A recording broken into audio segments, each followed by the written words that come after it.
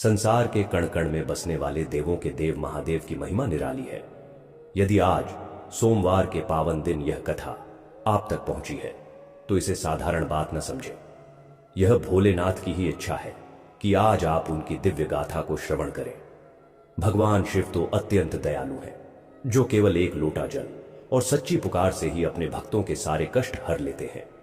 सोमवार का दिन महादेव की भक्ति और उपासना के लिए सबसे उत्तम माना जाता है।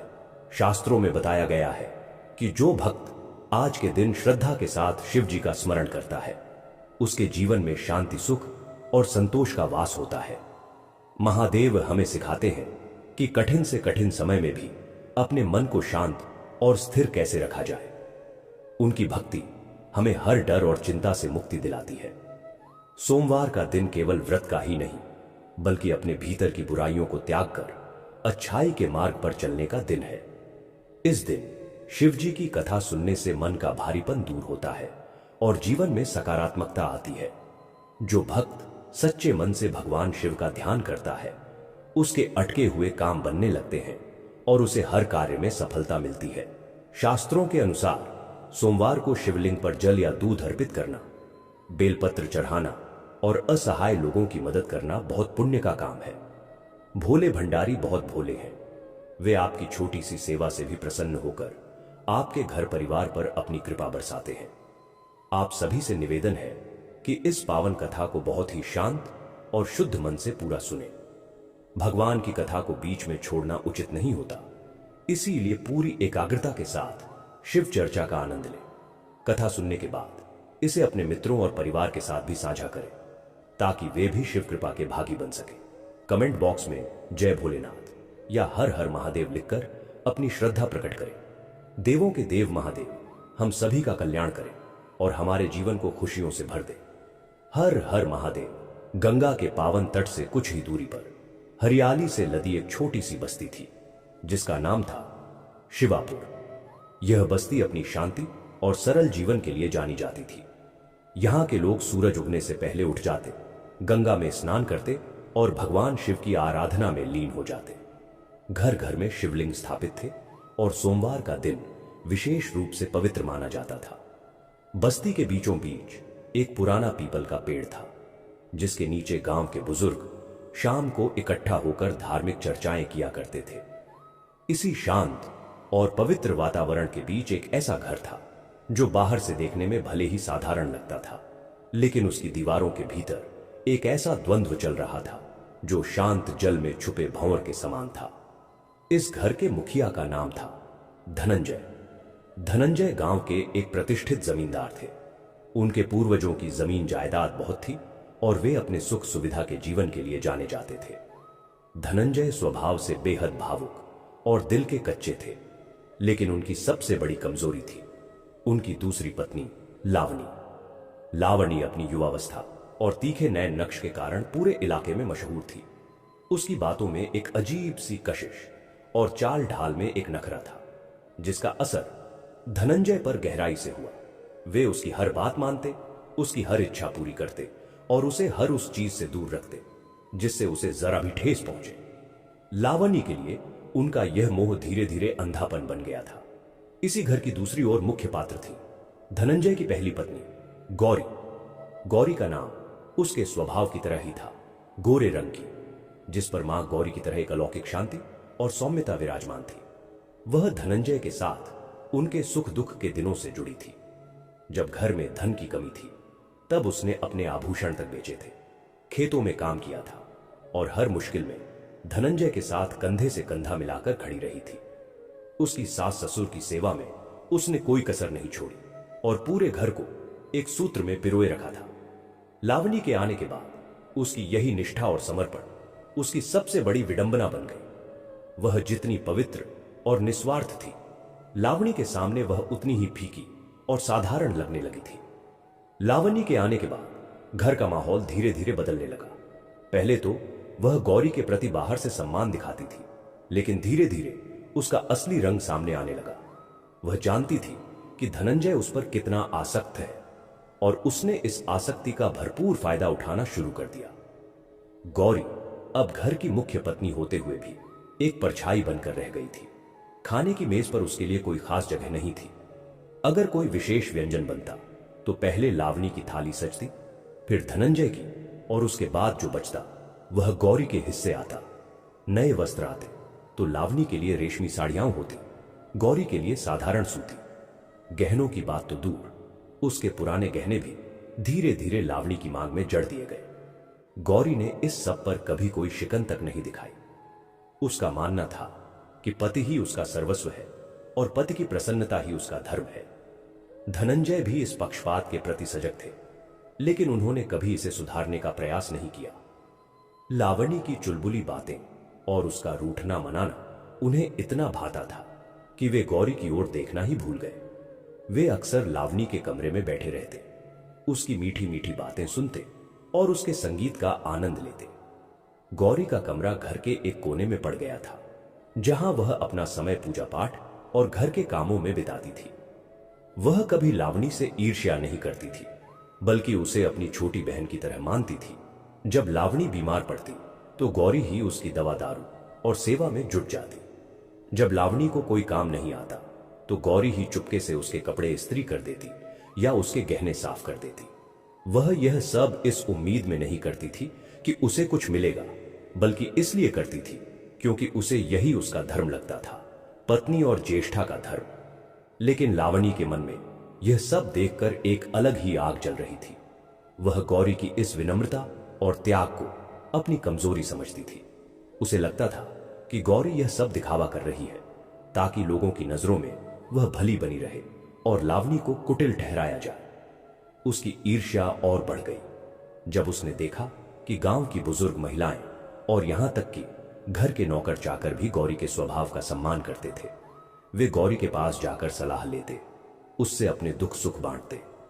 लावणी को यह बर्दाश्त नहीं होता था कि गौरी के इस त्याग के कारण उसका अपना सितारा मंद पड़ रहा है। वह धनंजय के कान भरना शुरू कर देती। वह कहती, जी देखा नहीं, गौरी दीदी बाहर से तो बड़ी सीधी सादी बनती है, लेकिन पूरे गांव में अपनी चर्चा करवाने में माहिर है। नौकरों से लेकर पंडित जी तक सब उन्हीं की बातें करते हैं। मुझे तो यह सब ठीक नहीं लगता। एक गृहस्थ स्त्री का इतना बाहर चर्चा में रहना अच्छा नहीं होता। धनंजय, जो पहले से ही लावणी के प्रभाव में थे, ऐसी बातों पर ध्यान नहीं देते थे, लेकिन उनके मन में गौरी के प्रति एक असंतोष की भावना जन्म लेने लगी थी। एक बार की बात है, गांव में एक बड़ा मेला लगा था। धनंजय ने लावणी को नई साड़ी और गहने दिलाने का वादा किया था। वे दोनों शहर गए और लावणी के लिए महंगे से महंगे कपड़े और जड़ाऊ गहने खरीदे। घर लौटे तो लावणी ने मुस्कुराते हुए कहा, जी गौरी दीदी के लिए भी कुछ लाए हो क्या? धनंजय ठिठक गए। उन्होंने वास्तव में गौरी के लिए कुछ नहीं खरीदा था। लावणी ने तपाक से कहा, अरे दीदी को तो क्या पड़ी है, वह तो साध्वी है, उन्हें इन चीजों से क्या मतलब? वह तो बस पूजा पाठ और सेवा में ही खुश रहती है। हम ही बेचारे संसारी जीव हैं जिन्हें इन रंग रूप की चीजों की आवश्यकता पड़ती है। यह सुनकर धनंजय को लगा कि लावणी ने उनकी मुश्किल आसान कर दी। वे गौरी के पास भी नहीं गए और न ही उसे कुछ दिया। गौरी ने जब देखा कि पति लावणी के साथ नए वस्त्रों और आभूषणों में सजे धजे हैं तो उसकी आंखें नम हो गई, लेकिन उसने अपने आंसुओं को अंदर ही अंदर पी लिया। उसने सोचा, पति प्रसन्न है, यही मेरा सौभाग्य है। इस तरह की छोटी छोटी बातें रोज होती रहती।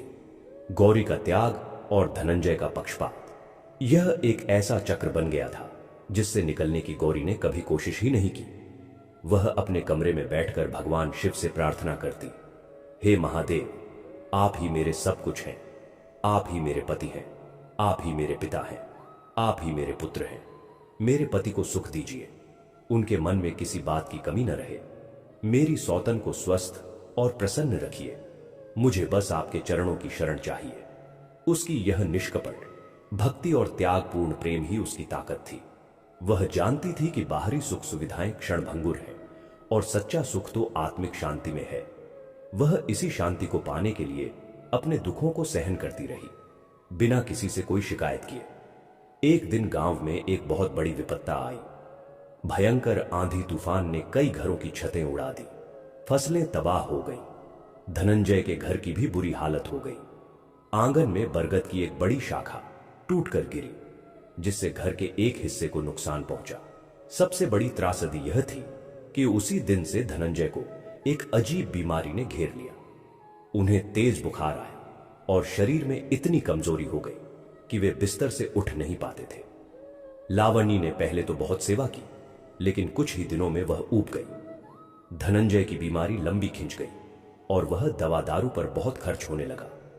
लावणी का रंग ढंग बदलने लगा। वह धनंजय के कमरे में कम जाने लगी, उनकी सुध बुध लेना भूल गई। अब वह अपनी सहेलियों के साथ समय बिताती, नए कपड़ों की फिक्र करती और घर के खर्चे पर सवाल उठाती कि बीमारी में इतना पैसा क्यों बर्बाद किया जा रहा है। धनंजय का दिल टूट गया। जिस लावणी के लिए उन्होंने सब कुछ किया, उसने उनके मुसीबत के दिनों में उनका साथ छोड़ दिया। उन्हें अपनी गलती का एहसास होने लगा। तब वे कमजोर आवाज में गौरी को पुकारते। गौरी पल भर में उनके पास आ जाती। उसकी आंखों में कोई शिकायत नहीं, कोई तिरस्कार नहीं था, बस एक अपार करुणा और सेवा का भाव था। वह उनके सिर पर हाथ फेरती, उन्हें दवा समय पर पिलाती, उनके लिए हल्का फुल्का भोजन बनाती और रात रात भर उनके पास बैठी रहती। वह अपने हाथों से उनके पैर दबाती, उनके माथे पर चंदन का लेप लगाती और महादेव का ध्यान करते हुए उनके ठीक होने की प्रार्थना करती। लावणी के विलासितापूर्ण व्यवहार और गौरी के इस त्याग के बीच का अंतर अब धनंजय को साफ दिखने लगा था। एक रात धनंजय की तबीयत बहुत बिगड़ गई। बुखार इतना तेज था कि वे बेहोश हो गए। गांव के वैद्य ने आकर देखा और कहा कि स्थिति गंभीर है, अब उनकी जान खतरे में है। लावंडी ने यह सुनते ही माथा ठोक लिया, लेकिन उसकी चिंता धनंजय की जान की नहीं, बल्कि इस बात की थी कि अगर धनंजय नहीं रहे तो उसका क्या होगा। वह अपने कमरे में जाकर रोने का नाटक करने लगी, लेकिन गौरी उस समय भी अडिग रही। वह वैद्य के पास गई और उनसे हर संभव इलाज करने का आग्रह किया। वैद्य ने कहा कि एक विशेष जड़ी बूटी की आवश्यकता है जो उस समय जंगल में भी नहीं मिलती, और अगर मिल भी जाए तो उसे पीसकर सही विधि से नहीं दिया गया तो कोई लाभ नहीं होगा।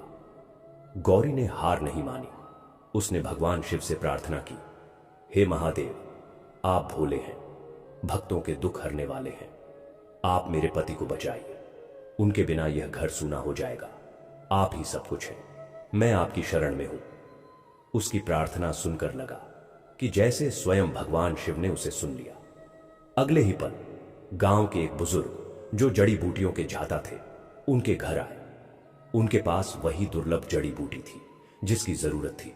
उन्होंने कहा कि भगवान शिव ने उन्हें सपने में आदेश दिया कि वे यह जड़ी बूटी लेकर इस घर जाए। गौरी ने उस जड़ी बूटी को पूरी श्रद्धा और विधि से पीसा और वैद्य के निर्देशानुसार धनंजय को दी। चमत्कारिक रूप से अगली सुबह तक धनंजय के बुखार ने असर दिखाना शुरू कर दिया और वे होश में आ गए। धीरे धीरे धनंजय स्वस्थ होने लगे। उन्होंने अपनी आंखों से देखा था कि कैसे संकट के समय में गौरी ने उनका साथ नहीं छोड़ा।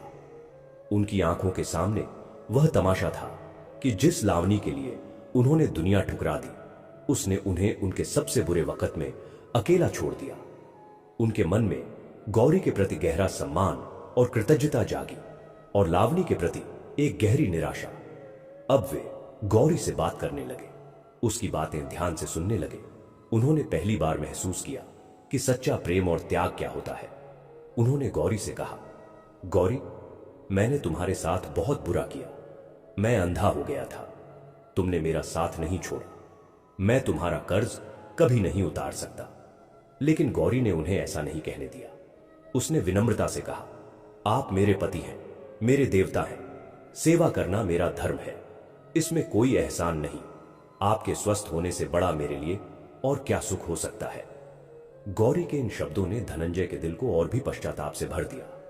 उन्होंने मन ही मन फैसला किया कि अब से वह दोनों पत्नियों के साथ समान व्यवहार करेंगे और गौरी को वह सब कुछ देंगे जिसकी वह हकदार थी। लेकिन लावणी का दिल तो पत्थर का बना था। वह यह बदलाव बर्दाश्त नहीं कर सकी। जब उसने देखा कि धनंजय अब गौरी के पास अधिक रहने लगे हैं, उसकी बात मानने लगे हैं और गौरी के लिए नए वस्त्र आभूषण लाने लगे हैं, तो उसकी ईर्ष्या की आग और भड़क उठी। वह यह नहीं देख सकती थी कि जिसे वह अपनी दासी समझती थी, वह अब पति के मन में जगह बना रही है। वह दिन रात यही सोचती कि कैसे गौरी को फिर से वैसे ही हाशिए पर धकेल दिया जाए जैसे वह पहले थी। उसने धनंजय के कान भरना फिर शुरू कर दिया। वह गौरी के बारे में तरह तरह की बातें बनाने लगी। वह कहती कि गौरी ने उसकी बीमारी के समय जानबूझकर कुछ ऐसा किया कि वह उनकी नजरों में गिर जाए, या कि गौरी उनकी बीमारी से खुश थी क्योंकि अब वह उन्हें अपने वश में कर सकती थी। धनंजय अब पहले जैसे नहीं थे। उन्होंने गौरी का सच्चा चेहरा देख लिया था, इसलिए लावनी की बातों का उन पर कोई असर नहीं होता था। लेकिन लावनी के पास एक और हथियार था, उसकी कुटिल चालाकी। वह जानती थी कि धनंजय को अब भी उसके रूप रंग और नखरों की कमजोरी है। उसने फिर से वही सब शुरू कर दिया। वह रूठने लगी, नखरे करने लगी और धनंजय को यह एहसास दिलाने लगी कि वह उससे प्रेम नहीं करती, बल्कि उसकी जमीन जायदाद और पैसे के लिए उसके साथ है। उसने धनंजय के सामने यहां तक कह दिया, आपको लगता है गौरी दीदी सच्ची है? वह आपकी सेवा इसलिए कर रही है ताकि उन्हें आपकी संपत्ति में हिस्सा मिल सके, वरना आपके बीमार होने से पहले उन्होंने कभी आपके लिए ऐसा किया था? मैं तो आपके साथ हूं क्योंकि मुझे आपसे सच्चा प्यार है। यह बात धनंजय के दिल में चुभ गई। उनके मन में फिर से शंका के बीज अंकुरित होने लगे। वे यह सोचकर दुविधा में पड़ गए कि आखिर सच क्या है। क्या गौरी का त्याग सच्चा था या उसके भी कोई स्वार्थ थे? वह गौरी के व्यवहार को बारीकी से देखने लगे, लेकिन गौरी में कोई दिखावा नहीं था। वह जैसी पहले थी वैसी ही थी, सेवा करती, पूजा करती और चुपचाप अपने काम से काम रखती। इससे धनंजय और असमंजस में पड़ गए। वह न तो पूरी तरह गौरी पर भरोसा कर पाते और न ही लावनी की बातों को नजरअंदाज कर पाते। यह द्वंद्व उनके मन में चलता रहा। घर का वातावरण फिर से वैसा ही तनावपूर्ण हो गया जैसा पहले था। बस फर्क इतना था कि अब गौरी के प्रति धनंजय के मन में सम्मान तो था, लेकिन लावनी के जाल में फंसकर वे उसे पूरा न्याय नहीं दे पा रहे थे। और इस बीच लावनी की ईर्ष्या दिन प्रतिदिन विकराल रूप धारण करती जा रही थी। वह अब गौरी को सिर्फ हाशिए पर नहीं बल्कि पूरी तरह से नष्ट करने की सोच रही थी। सुबह की पहली किरण ने जैसे ही शिवापुर के पीपल के पेड़ को सुनहरा रंग देना शुरू किया, गौरी की आंखें खुल गई। उसने रात भर करवटें बदली थीं। उसके मन में एक अजीब सी बेचैनी थी जो उसे बार बार जगा रही थी।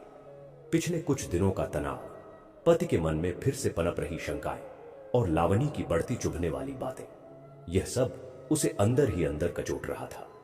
वह अक्सर सोचती, क्या मेरा त्याग और सेवा ही मेरी कमजोरी बन गई है?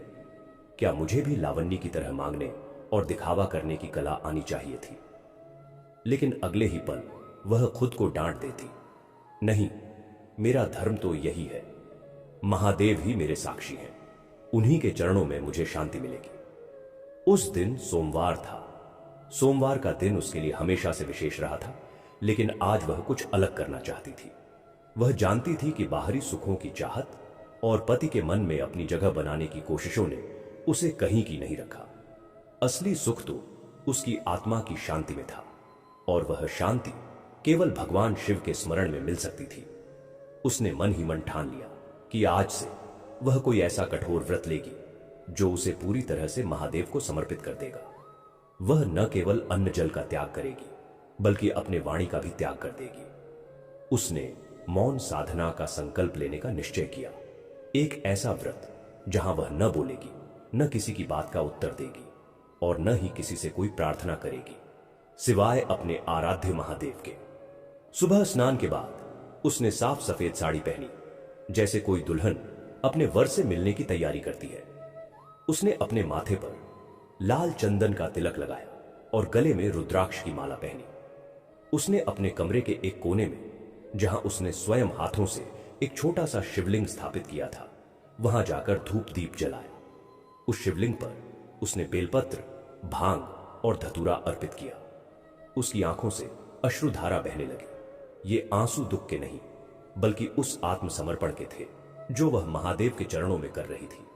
उसने हाथ जोड़कर प्रार्थना की, हे भोलेनाथ, हे शशिभूषण, हे दीन बंधु, आप जानते हैं मेरे मन की सारी व्यथा। मैं इस संसार में थक गई हूं। अब मैं केवल आपकी शरण में हूं। आज से मैं मौन रहूंगी। मेरी वाणी केवल आपके लिए होगी। मेरा हर विचार, हर भाव, हर क्रिया केवल आपको समर्पित होगी। मुझे आपके सिवा किसी की नहीं, कुछ की नहीं चाहिए। आप ही मेरे पिता हैं, आप ही मेरी माता हैं, आप ही मेरे पति हैं, आप ही मेरे पुत्र हैं। मैं आपकी अनन्य भक्त बनना चाहती हूं। इस प्रार्थना के बाद उसने संकल्प लिया कि वह अगले 12 सोमवार तक यह कठिन मौन साधना करेगी। हर सोमवार को वह सूर्योदय से पूर्व उठेगी, स्नान करेगी, भगवान शिव का अभिषेक और पूजन करेगी और फिर पूरे दिन बिना अन्न जल ग्रहण किए, बिना एक शब्द बोले, केवल शिव ध्यान में लीन रहेगी। सूर्यास्त के बाद ही वह एक फल या थोड़ा दूध ग्रहण करेगी और वह भी मौन रहकर। उसने यह संकल्प इतने दृढ़ निश्चय से लिया मानो उसने जीवन और मरण का प्रण ले लिया हो। जब गौरी कमरे से बाहर निकली तो उसके चेहरे पर एक अलग ही प्रकार की आभा थी। वह आभा सांसारिक सुख दुख से परे किसी गहरे आंतरिक शांति की प्रतीक थी। वह सीधे रसोई की ओर गई और चुपके से नाश्ता बनाने लगी। वह रोज की तरह ही काम कर रही थी, लेकिन आज उसके चेहरे पर एक अद्भुत गंभीरता और शांति थी। धनंजय जब उठे और अपने कमरे से बाहर आए तो उन्होंने देखा कि गौरी उनके लिए चाय लेकर खड़ी है। उसने मौन रहकर उन्हें चाय का प्याला दिया। धनंजय ने प्याला लेते हुए उससे कुछ पूछा, लेकिन गौरी ने केवल सिर हिलाकर उत्तर दिया और वहीं चुपचाप खड़ी रही। धनंजय ने सोचा कि शायद उसका गला खराब है या वह किसी बात से उदास है। उन्होंने उससे पूछा, गौरी, तुम चुप क्यों हो, बोलती क्यों नहीं? गौरी ने केवल मुस्कुराकर उनकी ओर देखा और हाथ जोड़ दी। यह देखकर धनंजय को अजीब लगा, लेकिन उन्होंने इसे ज्यादा महत्व नहीं दिया। कुछ देर बाद लावनी की नींद खुली। वह आलस से उठी और रसोई में आई। उसने देखा कि गौरी दीदी चुपचाप बर्तन साफ कर रही हैं। लावनी ने तीखी आवाज में कहा, अरे दीदी, आज सुबह सुबह इतनी चुप क्यों है? रात को ठीक से सोई नहीं क्या? गौरी ने उसकी ओर देखा, फिर से मुस्कुराई और बिना कुछ कहे अपना काम करती रही। लावणी को यह अजीब लगा। उसने फिर पूछा, दीदी, आपको क्या हुआ है? मुझसे बात क्यों नहीं कर रही है? कोई बात है क्या? गौरी ने सिर हिलाकर ना कहा और हाथ के इशारे से उसे चाय पीने का संकेत किया। लावनी चिढ़ गई। उसने सोचा कि गौरी जानबूझकर उसे अनदेखा कर रही है और उससे बात नहीं कर रही। उसने मन ही मन ठान लिया कि वह धनंजय से इस बारे में शिकायत करेगी। दिन भर गौरी मौन रही। उसने घर के सारे काम बखूबी किए, खाना बनाया, बर्तन साफ किए, आंगन में झाड़ू लगाई, गाय को चारा डाला, लेकिन उसके मुंह से एक शब्द नहीं निकला। जब नौकर चाकर उससे कुछ पूछते तो वह केवल इशारों में जवाब देती। जब कोई उसे बुलाता तो वह चुपचाप वहां पहुंच जाती और जरूरी काम कर देती। उसकी इस मौन साधना को देखकर घर के सभी लोग हैरान थे। किसी को समझ नहीं आ रहा था कि आखिर गौरी को क्या हो गया है। कुछ ने तो यहां तक कहा कि शायद उसने मौन व्रत ले लिया है। शाम को धनंजय ने उसे अपने पास बुलाया। गौरी चुपचाप उनके पास खड़ी हो गई। धनंजय ने पूछा, गौरी, सच सच बताओ, तुम्हें क्या हो गया है? सुबह से एक शब्द भी नहीं बोली। क्या मैंने कोई गलती की है? क्या तुम मुझसे नाराज हो?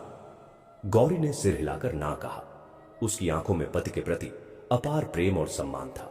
उसने हाथ जोड़े और अपने कमरे की ओर इशारा किया, मानो कह रही हो कि वहां चलकर कुछ दिखाना चाहती है। धनंजय उसके पीछे पीछे उसके कमरे में गए। वहां उन्होंने देखा, छोटे से शिवलिंग के पास एक पट्टी पर कुछ लिखा था। गौरी ने उस पट्टी को उठाकर उन्हें दिया। उस पर लिखा था, प्रभु, मैंने 12 सोमवार का मौन व्रत लिया है। मैं केवल महादेव की साधना में लीन रहूंगी। कृपया मुझे क्षमा करें। धनंजय ने यह पढ़ा तो उनके होश उड़ गए। 12 सोमवार का मौन व्रत, इतना कठोर व्रत। उन्होंने पूछा, गौरी, यह तुमने क्या सोचकर किया? इतना कठिन व्रत, तुम तो हमेशा से ही भक्त थी, फिर यह कठोर साधना क्यों? गौरी ने केवल मुस्कुराकर उन्हें देखा और फिर शिवलिंग की ओर इशारा किया। उसके चेहरे पर एक अद्भुत तेज था जो बता रहा था कि उसे अपने निर्णय पर कोई संदेह नहीं है। वह पूरी तरह से अपने आराध्य में लीन हो चुकी थी। धनंजय वहां से कुछ उदास और चिंतित होकर बाहर आए। लावणी ने उन्हें देखा तो तुरंत पूछा, क्या हुआ जी? दीदी ने आखिर बताया क्यों नहीं बोल रही हैं? धनंजय ने उसे पट्टी दे दी। लावणी ने उसे पढ़ा तो उसके मन में एक अजीब सी आग भड़क उठी। उसने सोचा, यह गौरी बड़ी चालाक है, यह कोई नाटक रच रही है। मौन व्रत का दिखावा करके यह सबका ध्यान अपनी ओर खींचना चाहती है। देखो, धनंजय भी कितने चिंतित हैं। उसने ईर्ष्या से भरे स्वर में कहा, अच्छा, तो यह बात है। मौन व्रत बड़ी साध्वी बनना चाहती है। देखा आपने कैसे अपने को संत साबित करने की कोशिश कर रही है। मुझे तो यह सब दिखावा ही लगता है। असली भक्ति तो मन में होती है, बाहर के तमाशे से क्या होता है।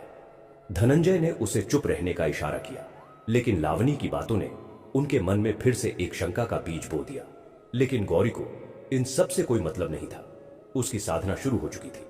वह अब दुनिया से अलग हो चुकी थी, केवल महादेव से जुड़ी हुई। उसके दिन अब एक नए ढर्रे पर चलने लगे। सुबह 3 बजे उठना, स्नान करना, शिवलिंग का अभिषेक करना। अभिषेक के लिए वह स्वयं गंगा जल लाती, शुद्ध दूध, दही, घी, शहद और शक्कर से पंचामृत बनाती। फिर बेलपत्र, धतूरा, भांग, चंदन, अक्षत, पुष्प चढ़ाती। इस पूरे समय उसके मुख से केवल एयम नमः शिवाय का जाप निकलता। उसकी आंखें बंद रहती और वह महादेव के स्वरूप में खो जाती। उसे लगता मानो महादेव स्वयं उसके सामने बैठे हैं, उसकी साधना स्वीकार कर रहे हैं। पूजा के बाद वह घर के कामों में जुट जाती, लेकिन अब उसका हर काम एक पूजा बन गया था। जब वह झाड़ू लगाती तो उसे लगता कि वह महादेव के दरबार की भूमि साफ कर रही है। जब वह रसोई में खाना बनाती तो उसे लगता कि वह महादेव के लिए भोग तैयार कर रही है। जब वह धनंजय और लावनी को खाना परोसती तो उसे लगता कि वह महादेव के रूप में उन्हें भोजन करा रही है। उसका मन अब निरंतर शिवमय हो चुका था। वह देखती, सुनती, सूंघती, स्पर्श करती, सब में केवल महादेव का ही एहसास होता। एक सप्ताह बीत गया। गौरी के चेहरे पर चमक आ गई थी। उसकी आंखों में एक अलौकिक ज्योति थी। वह शारीरिक रूप से भले ही कमजोर हो रही थी, क्योंकि वह केवल एक समय थोड़ा फल या दूध ग्रहण करती थी, लेकिन आध्यात्मिक रूप से वह दिनों दिन सशक्त होती जा रही थी। उसकी इस आंतरिक शक्ति का प्रभाव उसके व्यक्तित्व पर स्पष्ट दिखाई देने लगा था। पहले वह जो एक दब्बू और उपेक्षित सी पत्नी लगती थी, अब उसमें एक अजीब सा आकर्षण और गरिमा आ गई थी। लोग उसे देखकर रुक जाते, उसके चेहरे की शांति को निहारते। लावनी इस बदलाव को देखकर और जलती। उसकी ईर्ष्या अब जलन में बदल गई थी। वह देखती कि गौरी जितनी अधिक साधना में लीन होती जा रही है, उतनी ही सुंदर और तेजस्वी होती जा रही है। वह सोचती, यह कैसे हो सकता है? बिना खाए पिए यह इतनी चमक कैसे पा रही है? यह कोई जादू टोना है। यह साधु संतों का ध्यान लगाकर किसी तरह का प्रभाव पैदा कर रही है। लावनी का यह सोचना गलत नहीं था, लेकिन वह उस प्रभाव के स्रोत को नहीं समझ पा रही थी। वह स्रोत था निस्वार्थ भक्ति, त्याग और समर्पण। गौरी की साधना ने उसके भीतर की अशुद्धियों को जलाकर उसे कुंदन की तरह निखार दिया था। लावनी ने गौरी को नीचा दिखाने की एक नई योजना बनाई। वह सोचने लगी कि अगर गौरी के इस व्रत को तोड़ दिया जाए तो उसका सारा दिखावा खत्म हो जाएगा। वह धनंजय के कान भरती रही, जी, आप इनकी इस साधना पर विश्वास मत कीजिए। यह सब नाटक है।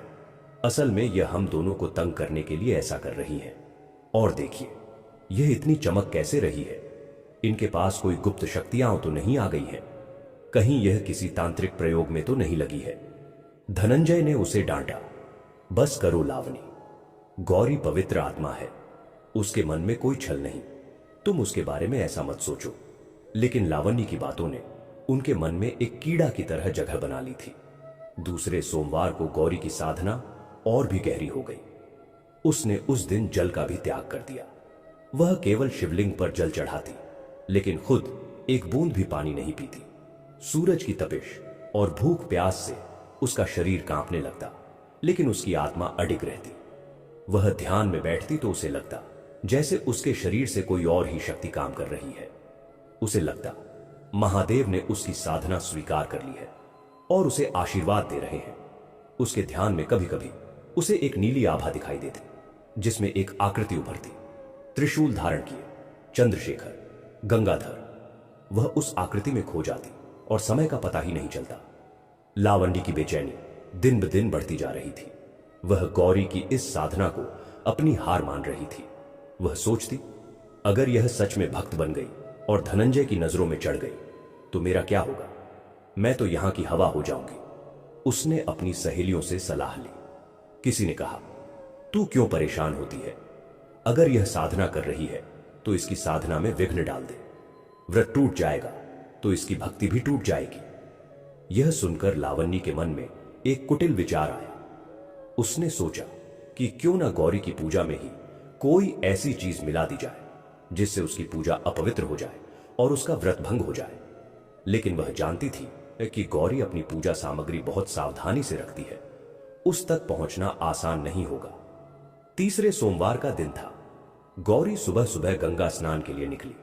लावण्य ने यही मौका देखा। वह चुपके से गौरी के कमरे में घुस गई। वहां उसने पूजा की थाली देखी जिसमें गौरी ने अगली सुबह के अभिषेक के लिए गंगा जल से भरा कलश रखा था। पंचामृत के पात्र रखे थे, बेलपत्र, फूल, चंदन सब सजा कर रखा था। लावणी का दिल जोर से धड़क रहा था। उसने जेब से मदिरा की एक छोटी सी शीशी निकाली। उसके हाथ कांप रहे थे। उसने सोचा, अगर यह पकड़ा गया तो मेरी बुरी गत होगी, लेकिन अब पीछे हटना भी ठीक नहीं। उसने हिम्मत करके मदिरा की कुछ बूंदें पवित्र गंगाजल से भरे कलश में डाल दी। उसने आसपास देखा, कोई नहीं आया। फिर उसने जल्दी जल्दी पूजा की अन्य सामग्री पर भी हाथ फेर दिया ताकि उनके अपवित्र होने का संदेह हो। उसके बाद वह वहां से जल्दी से बाहर निकल गई, मानो कोई अपराध करके भाग रही हो। जब गौरी गंगा स्नान करके लौटी तो उसे कुछ अजीब सा गंध आई, लेकिन उसने ध्यान नहीं दिया। उसने अपनी पूजा की थाली उठाई और शिवलिंग के सामने बैठ गई। उसने श्रद्धा से कलश उठाया और शिवलिंग पर जल चढ़ाने लगी। लेकिन जैसे ही उसने पहला अभिषेक किया, उसे लगा कि जल की सुगंध कुछ अलग है। उसने करीब से देखा, लेकिन उसे कुछ समझ नहीं आया। उसने फिर भी बिना किसी संदेह के पूरी श्रद्धा से अभिषेक किया, पंचामृत चढ़ाया, बेलपत्र अर्पित किए। उसकी आस्था इतनी दृढ़ थी कि उसने किसी भी प्रकार के बाहरी विकार को अपने अंदर आने नहीं दिया। लावणी के मन में जो ईर्ष्या की आग धीरे धीरे सुलग रही थी, वह अब दधकती हुई ज्वाला बन चुकी थी। वह अपने कमरे की खिड़की से छुपकर गौरी की पूजा देख रही थी और उसकी आंखों से जलन टपक रही थी। उसने अपनी आंखों से वह चमत्कार देखा था जिस कलश में उसने अपने हाथों से मदिरा डाली थी। उसी कलश के जल से जब गौरी ने अभिषेक किया तो उसमें से दिव्य सुगंध फैल गई। वह सुगंध अब भी पूरे कमरे में व्याप्त थी, मानो स्वर्ग के द्वार खुल गए हो। लावण्य के लिए यह दृश्य किसी जहर से कम नहीं था। उसकी योजना न केवल विफल हो गई थी, बल्कि उसके कुकर्म ने गौरी की महिमा को और भी अधिक बढ़ा दिया था। गौरी की मौन साधना अब चौथे सोमवार में प्रवेश कर चुकी थी। उसके चेहरे पर जो तेज था वह अब और अधिक निखर गया था। वह सफेद साड़ी में ऐसी लगती मानो कोई देवी धरती पर उतर आई हो। उसके माथे पर लगा चंदन सूखने पर भी उसकी आभा को और बढ़ा देता था। उसकी आंखों में एक गहरी शांति थी, ऐसी शांति जो समुद्र की गहराइयों में भी नहीं मिलती। वह घर के काम करते हुए भी ऐसी लगती मानो वह योग समाधि में हो। उसके हर क्रिया में एक अलौकिकता आ गई थी। जब वह आंगन में झाड़ू लगाती तो हवा में चंदन की सुगंध बिखर जाती। जब वह रसोई में खाना बनाती तो भोजन का स्वाद अमृत जैसा हो जाता। यहां तक कि जब वह बर्तन मांजती तो उन बर्तनों में भी एक चमक आ जाती जो पहले कभी नहीं देखी गई थी। गांव भर में गौरी की चर्चा होने लगी थी। लोग कहते, गौरी माई पर महादेव की विशेष कृपा है, उनके दर्शन मात्र से मन की शांति मिलती है। धीरे धीरे लोग सुबह सुबह उनके दर्शन के लिए आने लगे। पहले कोई 1-2, फिर 10-20 और अब तो भीड़ लगने लगी थी। गौरी उनसे मौन में ही आशीर्वाद देती। वह केवल उनकी ओर देखकर मुस्कुरा देती और लोगों को लगता कि उनके सारे कष्ट दूर हो गए। उसके चरणों में फूल चढ़ाने वालों की कमी नहीं थी। यह सब देखकर लावण्य का कलेजा जलता था। वह अपने कमरे में बैठकर सोचती, यह गौरी आखिर है क्या? मैंने तो इसे जन्म भर दबोच कर रखा था। यह तो कोई बोलती भी नहीं थी, सामने आने से कतराती थी, और आज यही गौरी देवी बन बैठी है। सारा गांव इसके पीछे दीवाना है और मैं तो इस घर की रानी थी। आज मेरी तरफ कोई देखता भी नहीं। उसकी ईर्ष्या अब उसे अंदर ही अंदर खोखला कर रही थी। उसका सुंदर चेहरा जिस पर कभी रौनक रहती थी अब मुरझाने लगा था। उसकी आंखों के नीचे गहरे काले घेरे उभर आए थे। वह दिन रात यही सोचती रहती कि कैसे गौरी की यह बढ़ती लोकप्रियता को खत्म किया जाए। एक दिन लावणी ने गौरी के कमरे में झांका। वहां उसने देखा कि गौरी पूजा में लीन है। उनके सामने शिवलिंग पर दीपक जल रहा था। धूप की सुगंध पूरे कमरे में फैली हुई थी। गौरी की आंखें बंद थीं और उनके चेहरे पर एक अलौकिक शांति थी। उसी समय एक छोटा सा बच्चा जो पड़ोस में रहता था गौरी के कमरे में घुस गया। बच्चे को बुखार आया हुआ था और वह बहुत रो रहा था। उसकी मां बाहर खड़ी थी, डरते डरते इंतजार कर रही थी। गौरी ने आंखें खोली और उस बच्चे को देखा। उसने बच्चे को अपनी गोद में उठा लिया और उसके सिर पर हाथ रख दिया। बस इतना ही। कुछ ही पलों में बच्चे का रोना बंद हो गया और वह गहरी नींद में सो गया। उसकी मां अंदर आई। उसने बच्चे के माथे पर हाथ रखा तो बुखार गायब था। वह गौरी के चरणों में गिर पड़ी और बोली, गौरी माए, आपने मेरे बच्चे की जान बचा ली। आप सचमुच देवी हैं। लावणी यह सब देख रही थी। वह और अधिक जल गई। उसने सोचा, यह तो चमत्कार करने लगी है, अब तो यह सचमुच देवी बन जाएगी। तब मेरा यहां क्या होगा। वह उसी दिन से गौरी के खिलाफ षड्यंत्र रचने लगी। उसने गांव में यह अफवाह फैलानी शुरू कर दी कि गौरी कोई देवी नहीं है, बल्कि वह किसी तांत्रिक प्रयोग में लगी है। उसने कहा कि गौरी ने अपने मौन व्रत के बहाने लोगों को मूर्ख बनाया है और उनके चेहरे का तेज किसी माया मंत्र का परिणाम है। कुछ लोगों ने उसकी बातों पर ध्यान दिया, लेकिन अधिकतर लोगों ने उसे अनसुना कर दिया। वे जानते थे कि गौरी कितनी पवित्र आत्मा है, लेकिन लावणी ने हार नहीं मानी। अब उसकी नजर गौरी की पूजा सामग्री पर थी। उसने सोचा कि अगर वह गौरी की पूजा को अपवित्र कर दे तो उसकी साधना भंग हो जाएगी और लोगों का विश्वास भी डगमगाएगा। उसे अपनी पिछली कोशिश याद आई, जब उसने मदिरा डाली थी और उल्टा गौरी की महिमा और बढ़ गई थी। लेकिन उसने सोचा कि शायद उस बार उसने सही चीज का इस्तेमाल नहीं किया था। इस बार वह कुछ और सोच रही थी। उसने सोचा कि क्यों न गौरी के पूजा स्थल पर कोई अशुद्ध वस्तु रख दी जाए, या फिर उसके पूजा के जल में कोई ऐसी चीज मिला दी जाए जो उसे अशुद्ध कर दे। वह इस बार अधिक सावधानी से योजना बनाने लगी। इस बीच गौरी की साधना निर्विघ्न जारी थी। उसके दिन का हर पल महादेव को समर्पित था। सुबह उठते ही वह शिवलिंग का अभिषेक करती। अभिषेक के लिए वह स्वयं गंगा जल लाती, जिसके लिए उसे रोज सुबह गंगा तक जाना पड़ता था। गंगा का किनारा उसके घर से लगभग 2 मील दूर था, लेकिन वह हर सुबह पैदल जाती। रास्ते भर एयूएम नमः शिवाय का जाप करती। रास्ते में लोग उसे देखते तो सिर झुका लेते। बच्चे उसके पीछे पीछे चलते। उसके चरणों से जहां जहां धूल उड़ती, लोग उसे सिर पर लगा लेते। गौरी को इस बात का जरा भी एहसान नहीं था। उसके लिए यह सब महादेव की लीला मात्र थी। गंगा स्नान के बाद वह जल लेकर लौटती, फिर पूजा करती। पूजा के बाद वह रसोई में जाती और पूरे परिवार के लिए भोजन बनाती। वह पहले धनंजय के लिए थाली सजाती, फिर लावणी के लिए, फिर घर के बाकी लोगों के लिए। सबसे अंत में वह खुद खाना खाती, वह भी बहुत थोड़ा, बस इतना कि शरीर चलता रहे। उसकी यह निस्वार्थ सेवा देखकर घर के नौकर चाकर भी भावुक हो जाते। वे उससे कहते, माई, आप पहले खा लिया करो, आप दिन भर काम करती हैं, भूखी प्यासी रहती है। लेकिन गौरी केवल मुस्कुरा देती और अपने काम में लग जाती। लावणी अब और अधिक बेचैन हो गई थी।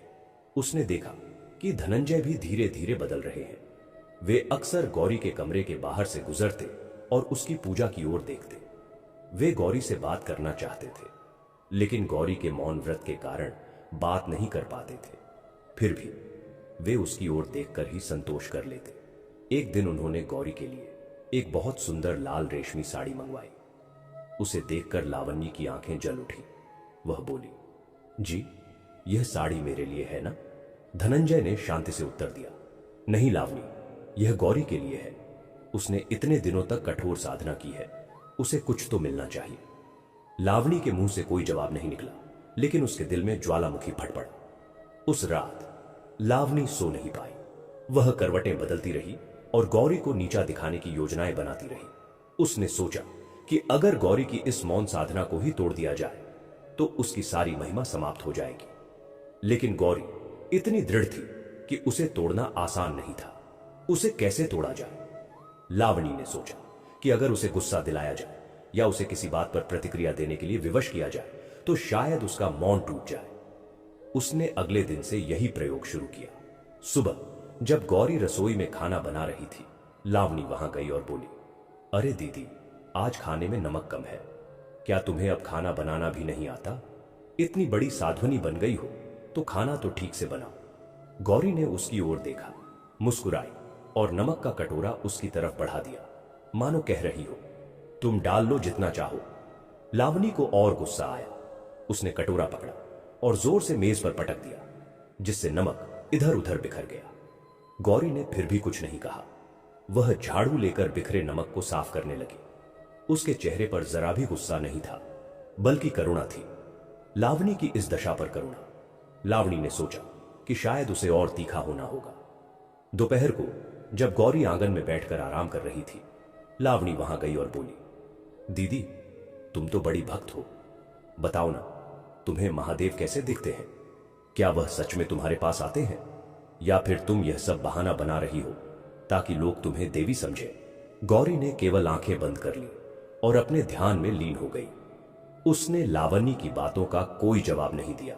उसकी यह उदासीनता लावणी के लिए और अधिक असहनीय हो गई। शाम को एक और घटना हुई।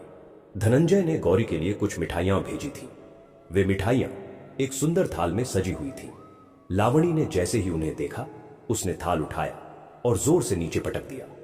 मिठाइयां बिखर गई, थाल टूट गया। गौरी उसी समय वहां आई। उसने टूटी थाल और बिखरी मिठाइयां देखी। फिर उसने लावणी की ओर देखा। उसकी आंखों में जरा भी क्रोध नहीं था, केवल एक गहरी करुणा थी। वह झुकी और बिखरी मिठाइयों को समेटने लगी। उसने एक टुकड़ा उठाया जो साफ बचा था और उसे लावणी की ओर बढ़ाया, मानो कह रही हो, तुम भी खाओ, यह प्रसाद है। लावणी पत्थर की मूर्ति की तरह खड़ी रह गई। उसे समझ नहीं आ रहा था कि वह इस स्त्री को कैसे तोड़े, जो हर प्रहार को प्रेम में बदल देती है। उस रात लावणी ने फैसला किया कि वह अब और कोमलता नहीं दिखाएगी। उसने गांव के एक कुख्यात तांत्रिक के बारे में सुना था, जो जंगल में रहता था। कहा जाता था कि वह किसी को भी नुकसान पहुंचा सकता है। लावणी ने सोचा कि क्यों ना उसकी मदद ली जाए। अगर गौरी को कोई दैवीय शक्ति प्राप्त है, तो उसे तोड़ने के लिए किसी और अधिक शक्तिशाली तांत्रिक की आवश्यकता होगी। उसने अगले ही दिन जंगल जाने का निश्चय किया। लेकिन उस रात एक अजीब घटना घटी। लावणी ने सपने में देखा कि वह एक अंधेरे कुएं में गिर रही है। वह गिरती जा रही है और कुएं का अंधेरा उसे निगलता जा रहा है। वह चीखना चाहती है, लेकिन उसकी आवाज नहीं निकलती। तभी अचानक उसे एक प्रकाश दिखाई दिया। उस प्रकाश के बीच में गौरी खड़ी थी। उसके हाथ में एक दीपक था। गौरी उसकी ओर हाथ बढ़ा रही थी।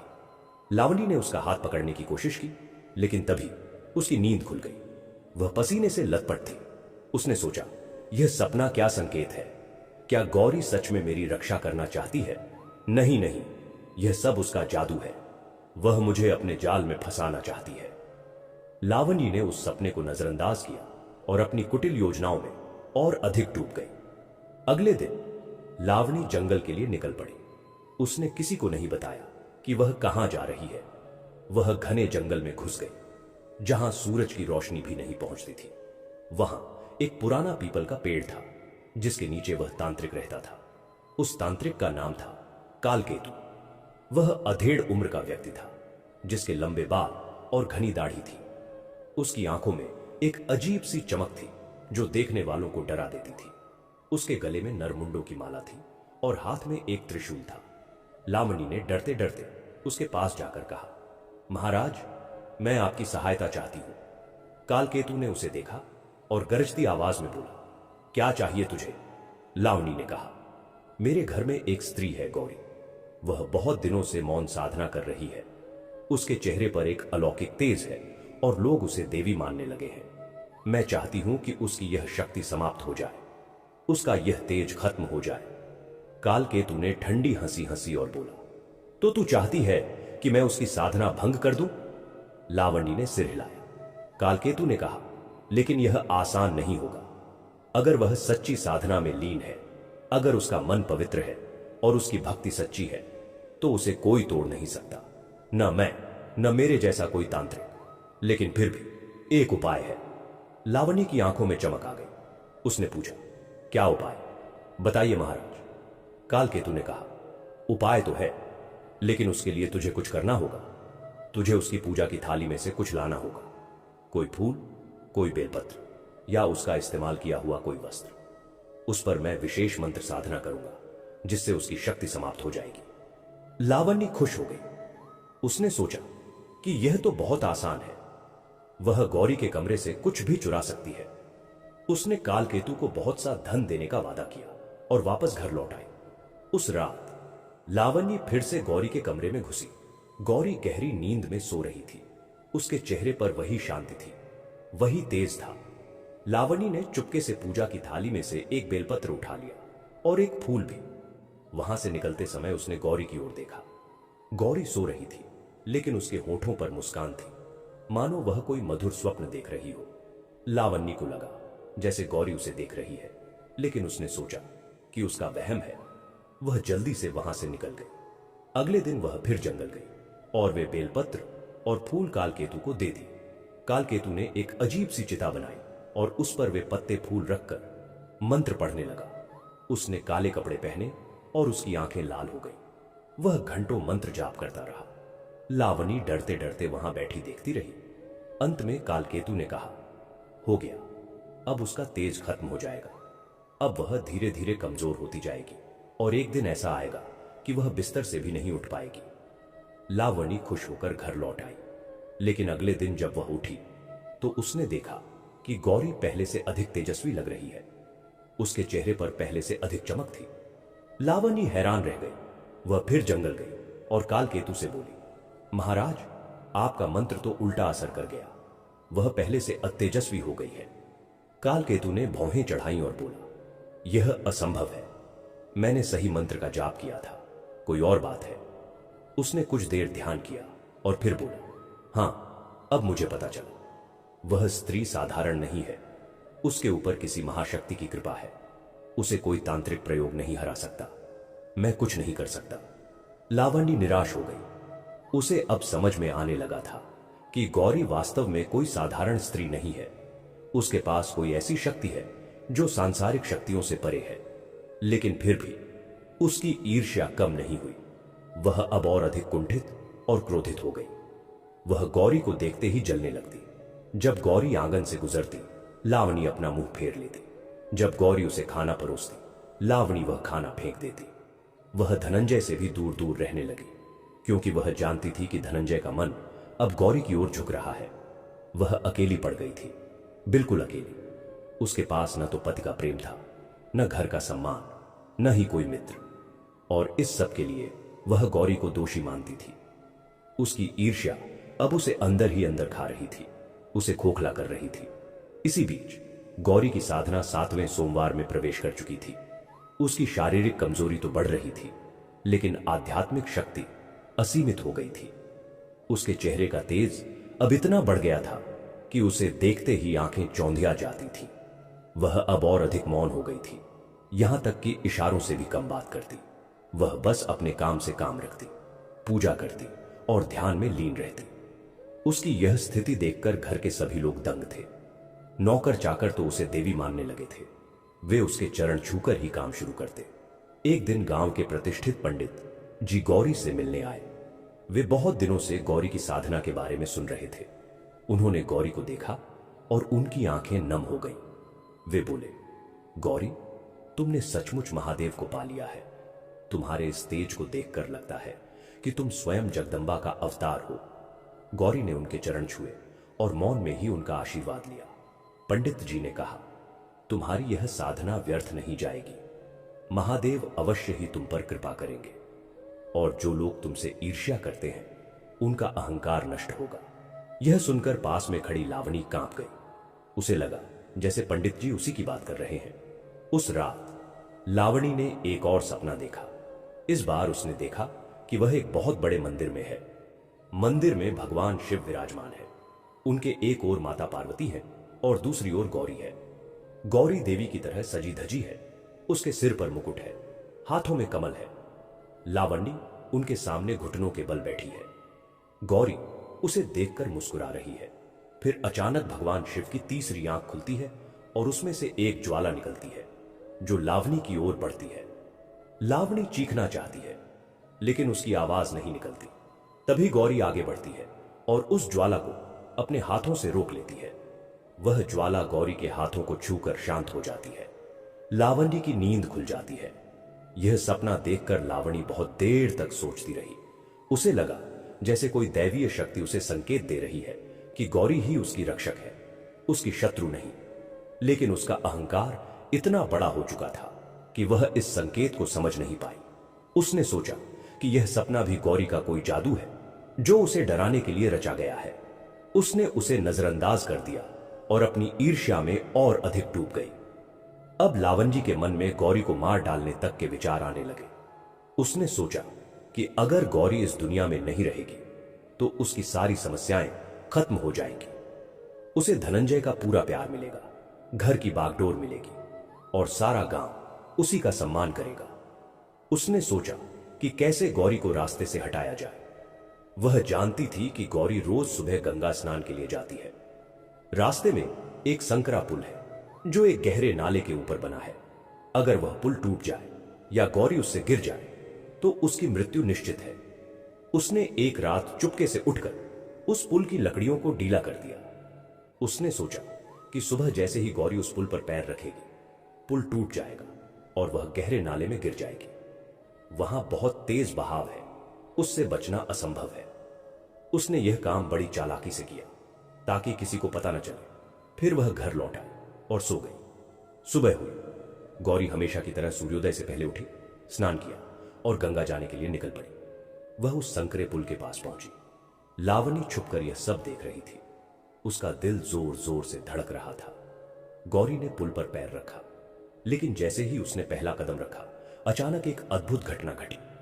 पुल की वे लकड़ियां जो लावणी ने ढीली कर दी थी, अचानक मजबूत हो गई। उनमें एक हरी भरी बेल उगाई जिसने उन्हें जकड़ लिया। गौरी सकुशल पुल पार कर गई। लावणी यह देखकर हैरान रह गई। उसे लगा जैसे कोई अदृश्य शक्ति गौरी की रक्षा कर रही है। वह निराश होकर घर लौट आई। उसके मन में अब हजारों सवाल थे। क्या गौरी सच में कोई देवी है? क्या उसकी रक्षा के लिए भगवान स्वयं खड़े हैं? तो फिर मैं क्या कर सकती हूं? क्या मेरा उससे बैर करना ठीक है? ये सवाल उसे अंदर ही अंदर कचोट रहे थे, लेकिन उसके अहंकार ने उसे झुकने नहीं दिया। उसने सोचा कि वह और प्रयास करेगी और अधिक शक्तिशाली तरीके आजमाएगी। वह अब किसी भी हद तक जाने को तैयार थी। उसकी ईर्ष्या की आग अब इतनी भयंकर हो चुकी थी कि वह उसे खुद भी जला रही थी, लेकिन वह उसे बुझा नहीं पा रही थी। एक रात लावणी ने सपने में देखा कि वह एक विशाल श्मशान में खड़ी है। चारों ओर चिताएं जल रही हैं, भूत प्रेत नाच रहे हैं। वह डर के मारे कांप रही है। तभी अचानक वहां भगवान शिव प्रकट होते हैं। वे भस्म रमाए हैं, गले में सर्प लपेटे हैं, हाथ में त्रिशूल है। उनकी तीसरी आंख खुली है और उसमें से आग निकल रही है। वह आग लावणी की ओर बढ़ती है। लावणी चीखना चाहती है, लेकिन उसकी आवाज नहीं निकलती। तभी गौरी वहां आती है। वह उस आग के सामने खड़ी हो जाती है और उसे रोक लेती है। वह आग गौरी के शरीर को छूकर शांत हो जाती है। गौरी मुस्कुराती है और लावणी की ओर हाथ बढ़ाती है। लावणी उसका हाथ पकड़ना चाहती है, लेकिन तभी उसकी नींद खुल जाती है। यह सपना देखकर लावजी बहुत देर तक सोचती रही। उसे लगा कि यह कोई संकेत है। शायद गौरी सच में उसकी रक्षा करना चाहती है। शायद उससे द्वेष करना ठीक नहीं है। लेकिन अगले ही पल उसके मन में फिर से वही आग भड़क उठी। उसने सोचा, नहीं, यह सब गौरी का जादू है। वह मुझे सपने में भी नहीं छोड़ रही। वह मुझे अपने वश में करना चाहती है। मैं उसे ऐसा नहीं करने दूंगी। अगली सुबह लावणी उठी तो उसने देखा कि उसके मुंह में एक अजीब सा कड़वापन है। उसने पानी पीकर देखा, पानी भी कड़वा लगा। उसने कुल्ला किया, मुंह धोया, लेकिन कड़वापन कम नहीं हुआ। वह घबरा गई। उसने सोचा कि शायद कुछ खा लिया है, लेकिन वह कड़वापन बढ़ता ही जा रहा था। उसे लग रहा था जैसे उसकी जीभ पर नीम का सत्तू पीस कर रख दिया गया हो। वह डॉक्टर के पास गई, लेकिन डॉक्टर ने कहा कि उसे कोई बीमारी नहीं है। वह वैद्य के पास गई। वैद्य ने भी यही कहा। कोई उसकी बीमारी का कारण नहीं समझ पा रहा था। लावणी को अब एहसास होने लगा था कि यह उसके कुकर्मों का फल है। उसने गौरी की पूजा को अपवित्र करने की कोशिश की थी और अब उसका अपना मुंह कड़वा हो गया था। यह कोई साधारण बीमारी नहीं थी, यह दैवीय दंड था। लेकिन फिर भी उसका अहंकार इतना प्रबल था कि वह अपनी गलती स्वीकार नहीं कर पा रही थी। वह गौरी से और अधिक नफरत करने लगी। उसने सोचा कि यह सब गौरी ने ही उसके साथ किया है। उसने किसी तांत्रिक के द्वारा उसे यह कड़वापन दिलाया है। वह यह नहीं समझ पा रही थी कि उसके अपने कर्म ही उसके दुख का कारण है। गौरी को जब लावणी की इस हालत का पता चला तो वह बहुत दुखी हुई। वह लावणी के पास गई और उसके सिर पर हाथ रखा। उसकी आंखों से आंसू बह रहे थे। वह बोलना चाहती थी, लेकिन उसका मौन व्रत था। वह केवल इशारों में पूछ सकती थी कि क्या हुआ। लावणी ने उसे देखा और उससे और अधिक चिढ़ गई। वह बोली, तू यहां क्यों आई है? मुझे तेरी सहानुभूति नहीं चाहिए। जा, अपने महादेव के पास जा। गौरी ने उसकी बातों पर कोई ध्यान नहीं दिया। वह वहीं बैठी रही और लावणी के सिर पर हाथ फेरती रही। उसकी इस मूक सेवा ने लावणी को और अधिक क्रोधित कर दिया। उसने गौरी को धक्का देकर वहां से हटा दिया, लेकिन गौरी ने हार नहीं मानी। वह रोज लावणी के पास जाती, उसके लिए खाना बनाकर लाती, उसकी दवा का इंतजाम करती। लावणी उसे देखते ही जल जाती, लेकिन गौरी के चेहरे पर कोई असर नहीं होता था। वह वैसे ही मुस्कुराती, वैसे ही सेवा करती। उसकी यह निस्वार्थ सेवा देखकर घर के बाकी लोग भावुक हो जाते। वे सोचते कि कैसे गौरी उस स्त्री की सेवा कर रही है जो उसकी सबसे बड़ी शत्रु है। यही तो सच्ची मानवता है, सच्चा धर्म है। लावणी की हालत दिन ब दिन बिगड़ती जा रही थी। उसके मुंह का कड़वापन अब असहनीय हो गया था। वह कुछ खा नहीं पाती, कुछ पी नहीं पाती। उसका शरीर सूखकर कांटा हो गया था। उसकी आंखें ढस गई थीं, चेहरा पीला पड़ गया था। वह बिस्तर पर पड़ी थी और उठने में असमर्थ थी। धनंजय उसकी इस हालत को देखकर बहुत दुखी थे। वे उसके लिए अच्छे से अच्छे डॉक्टर लाए, लेकिन कोई फायदा नहीं हुआ। वैद्य ने कहा कि यह कोई शारीरिक बीमारी नहीं है, यह मानसिक या आध्यात्मिक रोग है। इसका इलाज केवल भगवान के भरोसे है। लावणी अब मृत्यु के निकट पहुंच रही थी। उसकी सांसें तेज चल रही थीं। उसके शरीर में लगभग रक्त नहीं बचा था। वह बेहोश होने लगी थी। उसकी आंखें बंद हो रही थीं। तभी गौरी वहां आई। उसने लावणी की इस हालत को देखा। उसकी आंखों से आंसू बह निकले। उसने सोचा, यह मेरी छोटी बहन है। इसने चाहे मेरे साथ कुछ भी किया हो, यह मेरे पति की प्रिया है। इसकी यह दशा देखी नहीं जाती। हे महादेव, आप इसके प्राण बचाइए। मैं इसके लिए कुछ भी कर सकती हूं। और फिर बिना किसी संकोच के गौरी ने अपना मौन तोड़ दिया। उसने जोर से आवाज लगाई, हे महादेव, आप मेरी पुकार सुनिए। इस निर्दोष को बचा लीजिए। यदि इसने कोई पाप किया है तो उसका दंड मुझे दीजिए। मैं इसके लिए अपना सब कुछ त्यागने को तैयार हूं। बस इसकी जान बचा लीजिए। गौरी के मुंह से ये शब्द निकलते ही कमरे में एक दिव्य प्रकाश फैल गया। वह प्रकाश इतना तीव्र था कि पूरा कमरा जगमगा उठा। सभी ने देखा कि उस प्रकाश के बीच में भगवान शिव और माता पार्वती प्रकट हुए हैं। भगवान शिव ने गौरी की ओर देखा। उनकी आंखों में अपार प्रेम और करुणा थी। वे बोले, उठो मेरी पुत्री। तुमने न केवल अपनी साधना से बल्कि अपनी करुणा से भी मुझे विजय किया है। तुमने अपने व्रत को तोड़कर अपनी सौतन के प्राण बचाने का प्रयास किया।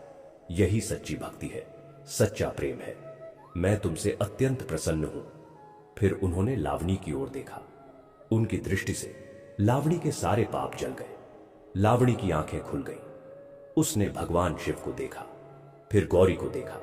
उसकी आंखों से आंसुओं की धारा बहने लगी। उसे अपनी सारी गलतियों का एहसास हो गया। भगवान शिव ने उसे आशीर्वाद दिया और कहा, लावणी, तुम्हारे पापों का प्रायश्चित हो गया। तुम्हारी इस बहन ने, जिसे तुमने सताया, जिसे तुमने नीचा दिखाया, जिसे तुम मारना चाहती थी, उसी ने आज तुम्हारे प्राण बचाए हैं। उसने अपनी कठोर तपस्या को त्याग कर तुम्हारे लिए प्रार्थना की। उसने मुझसे तुम्हारी जान की भीख मांगी, इसलिए मैंने तुम्हें नया जीवन दिया है। अब जियो और इस बहन की सेवा में अपना जीवन लगा। लावणी यह सुनकर और अधिक भावुक हो गई। वह गौरी के पास गई और उनके चरणों में गिर पड़ी। उसने कहा, दीदी, मैं क्या कहूं? मैंने तुम्हारे साथ जो किया उसके लिए मैं जीवन भर पछताऊंगी। और तुमने मेरे लिए अपनी तपस्या त्याग दी, अपना व्रत तोड़ दिया। मैं इस योग्य नहीं हूं, मैं बहुत बड़ी पापी हूं। गौरी ने उसे उठाया और गले से लगा लिया। उनकी आंखों से भी आंसू बह रहे थे, लेकिन ये आंसू खुशी के थे। उन्होंने लावनी से कहा, बहन, तुम मेरी छोटी बहन हो। तुमसे ईर्ष्या का भाव मेरे मन में कभी नहीं था। मैं हमेशा तुम्हारे सुख की कामना करती थी। आज जब तुम्हें इस हालत में देखा तो मुझसे रहा नहीं गया।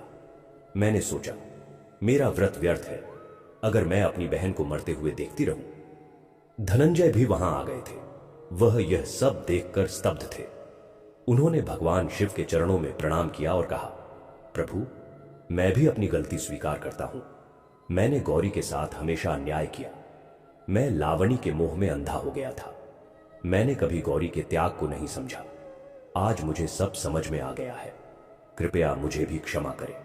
भगवान शिव ने कहा, धनंजय, तुम्हारी गलती यह थी कि तुमने पक्षपात किया। तुमने एक पत्नी को दूसरी से अधिक महत्व दिया और इसी कारण यह सब हुआ। लेकिन अब तुम्हें अपनी गलती का एहसास हो गया है और तुमने सच्चे मन से क्षमा मांगी है, इसलिए मैं तुम्हें भी क्षमा करता हूं। अब से दोनों पत्नियों के साथ समान व्यवहार करो और इस घर में शांति बनाए रखो। इतना कहकर भगवान शिव ने सबको आशीर्वाद दिया और अंतर्धान हो गए।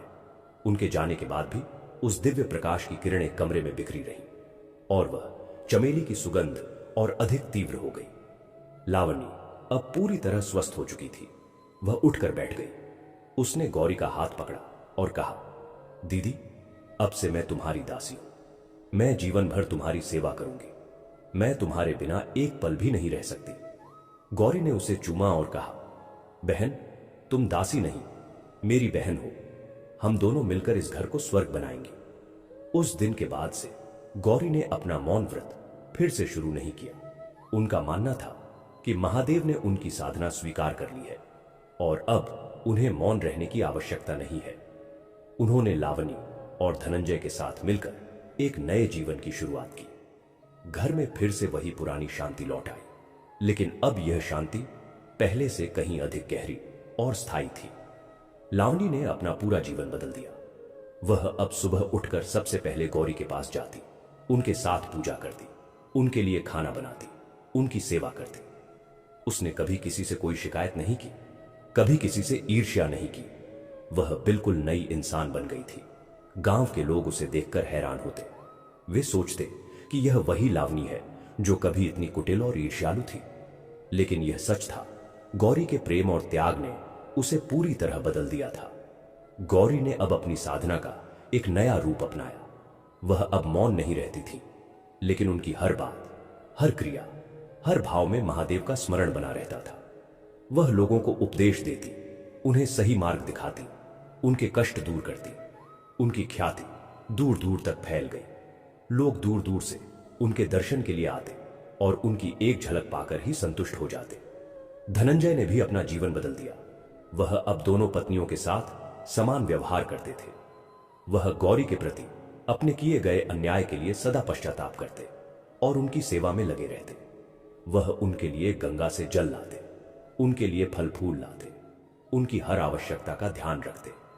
गौरी ने कभी उनसे कुछ नहीं मांगा, लेकिन धनंजय उसे वह सब देते जो वह दे सकते थे।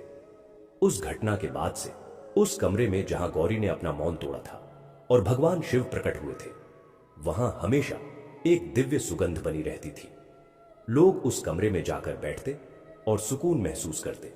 कहते हैं कि आज भी उस कमरे में जाने पर वह चमेली की सुगंध महसूस होती है और वहां बैठकर की गई प्रार्थना अवश्य फलती है। गौरी की करुणा ने न केवल लावणी के प्राण बचाए, बल्कि उसके हृदय में भी परिवर्तन कर दिया। उसने सिद्ध कर दिया कि सच्चा प्रेम, सच्ची करुणा, सच्चा त्याग, ये सबसे बड़ी शक्तियां हैं। ये शक्तियां न केवल मनुष्य के हृदय को बदल सकती हैं, बल्कि महादेव जैसे देवताओं को भी विजय कर सकती है। और यही था महादेव का न्याय। उन्होंने उस स्त्री की करुणा को देखा, उसके त्याग को देखा, उसके प्रेम को देखा और उसे वरदान दिया कि उसका घर स्वर्ग के समान सुख शांति से भर जाए।